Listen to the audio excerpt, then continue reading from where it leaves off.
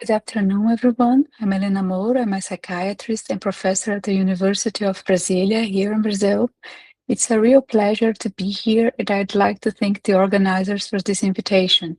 I was very happy when I heard that the World Nursing Congress was interested in a paper I wrote last year.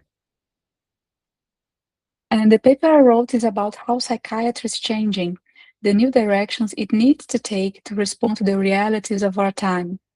And what I found reading the ICN guideline and the literature on mental health nursing is that many of the directions psychiatry is now moving toward are places where nursing already has something important to offer. Mental health is surrounded by stigma, and that stigma affects everyone who works in it, including nurses. There is still a widespread image of the psychiatric nurse as someone defined by physical strength, someone whose core competency is containment, someone who manages behavior until medication takes effect. That is not what mental health nursing is.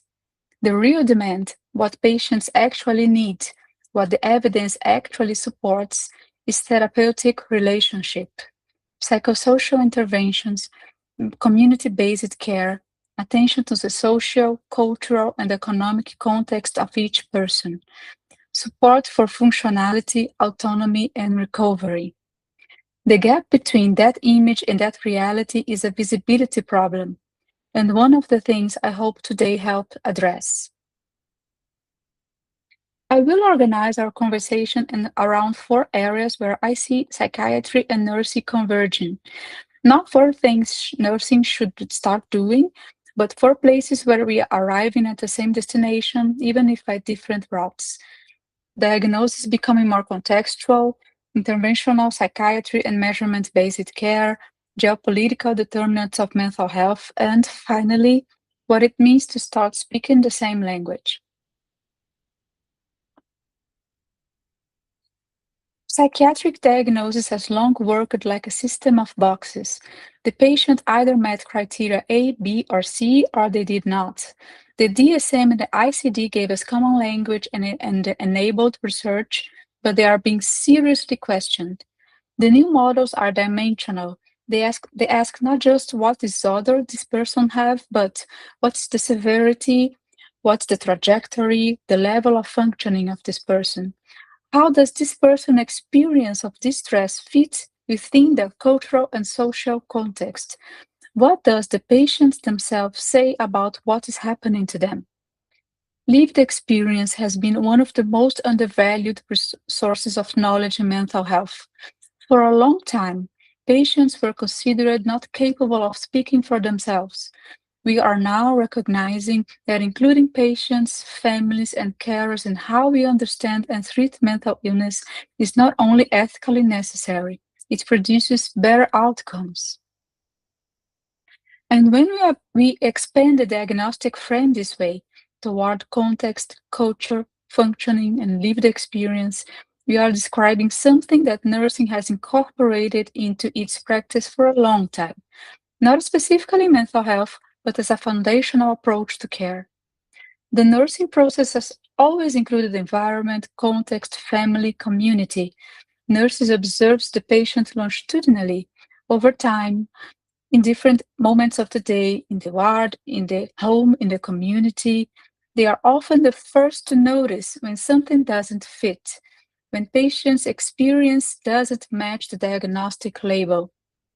The ICN's 2024 guidelines on mental health nursing define nursing as a specialty that considers environmental factors influencing mental health and recognizes identifying and changing conditions that create mental health problems as a core nursing competency. That is not new language for nursing, it is foundational language. What is new is that psychiatry is now recognizing it as clinically essential. Let me give you a concrete example from Brazil. Suicide rates among indigenous people in Brazil can be up to 10 times higher than the national average. One of the factors driving this is diagnostic and care system does not have the language to capture indigenous cosmologies of health, which are collective, spiritual, and ecological. Our standard nosology was built primarily in high-income, Western, largely Christian cultural context. It can leave significant gaps when applied to communities with fundamentally different frameworks for understanding suffering. The ICN guideline explicitly lists indigenous population alongside people exposed to conflict, displacement, and humanitarian emergencies as priority groups for mental health nursing. Cultural competence is not an optional extra, it's an equity issue. And I wonder how many of you work with communities whose experience of distress doesn't map clearly onto DSM or ICD categories. I would genuinely like to know, and I would appreciate it if we could discuss this after this talk. So this is not only a Brazilian question, it's a global one, and it is where nursing, through its presence in communities and its tradition of attending to the whole person in context, has a great deal to contribute. The second convergence involving interventional psychiatry and measurement-based care. Psychiatry is incorporating a new generation of treatments. Rapid-acting agents like sketamine for treatment-resistant depression and acute suicidal ideation, expanded use of neuromodulation, including transcranial magnetic stimulation, electroconvulsive therapy with new protocols, deep brain stimulation, and something that may be less traumatic, but perhaps more broadly impactful, measurement-based care. At the same time, the specialization of nursing in mental health is being formally structured right now. The ICN published its first comprehensive guideline on mental health nursing in 2024, and in Brazil, multi-professional residencies that include mental health nursing have existed for only a few years. This is genuinely new territory for both disciplines. And when a field is being built from the beginning, who built it together matters. On sketamine, I would just note that sessions require clinical monitoring and a prepared, present clinician throughout. The quality of that presence is not incidental to the quality of that presence. It's not incidental to the treatment. It's part of it. How nursing integrates into this protocol is a question worth building deliberately from the start.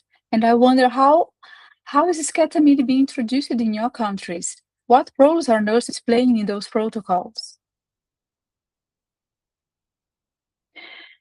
Measurement-based care is the area I want to spend a little more time on because I think it may be where the most immediate and most widely applicable convergence lies.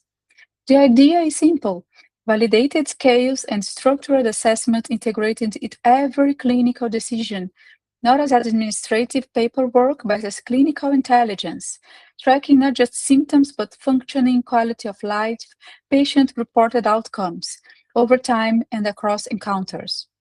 In psychiatry, we have lagged behind other areas of medicine in this. We have a tendency toward the purely subjective, the unstructured.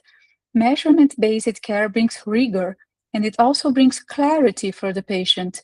When a patient can see their own trajectory on a scale, they begin to understand their treatment differently. It becomes a tool for psychoeducation, for shared decision-making, and for engagement. And this is where nursing longitudinal presence becomes especially valuable. The nurse who sees the patient regularly, who administers the scale over time, who notices scores are not improving before the next medical review. That nurse is doing measurement-based care, and that is clinical knowledge. And I want to say something for colleagues in lower resource settings.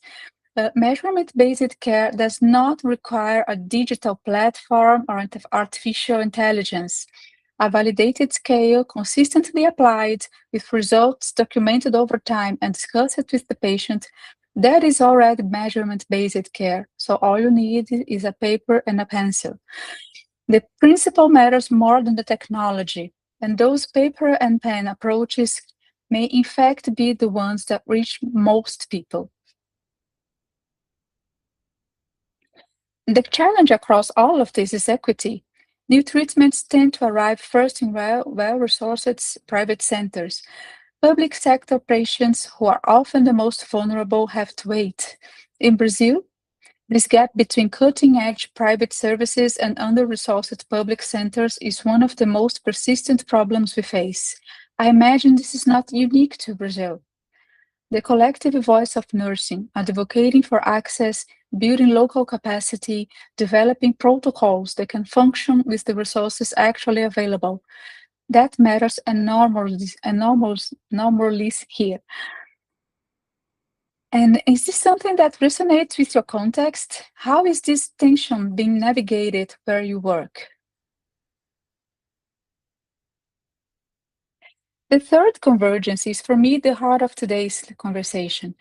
In medicine, social determinants of health have been recognized for a long time, but most in relation to infectious disease, uh, cardiovascular disease, maternal health.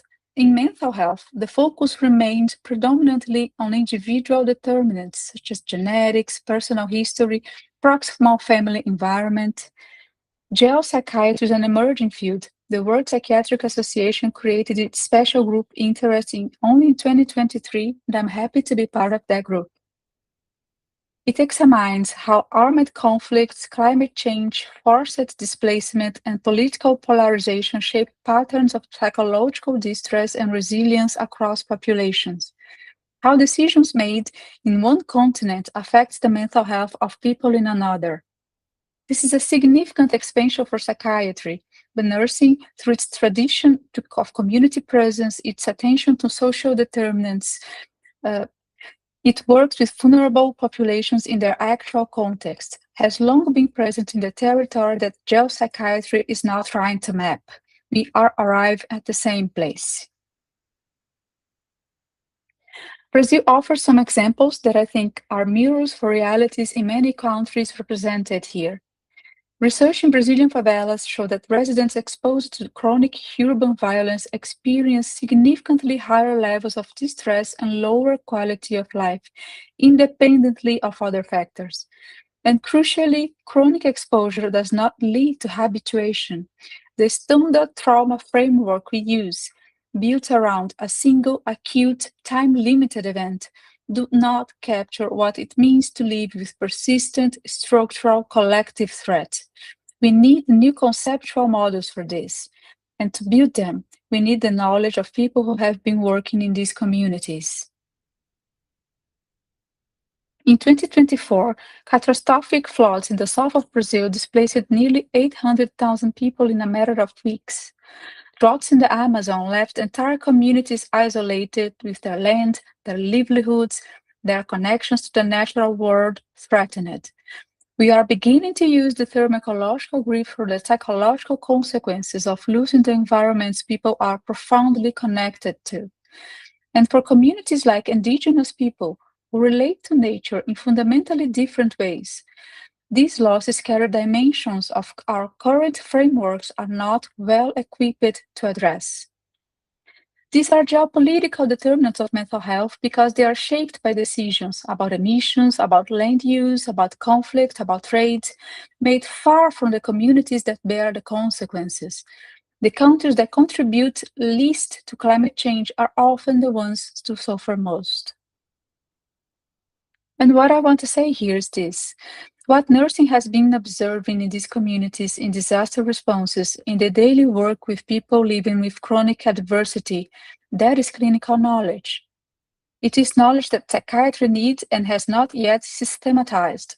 The geopsychiatric framework is, in part, an attempt to build the conceptual tools to name and understand what nursing has been witnessing for a long time.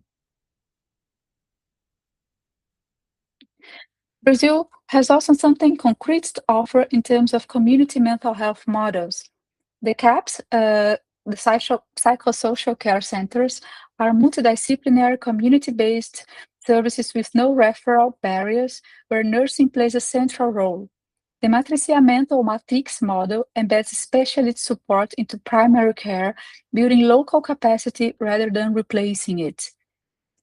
These are not perfect systems, but they represent a tested logic, care anchored in community, in trust, and ongoing presence. That logic is transferable. And more recently, Brazil has introduced legislation requiring companies to identify and manage psychosocial risk in the workplace. Stress, harassment, overload. This came into force in May 2025. It opens a new and growing space for mental health nursing in occupational setting. Is something similar happening in your countries right now? I am curious whether this is a trend also where you are living.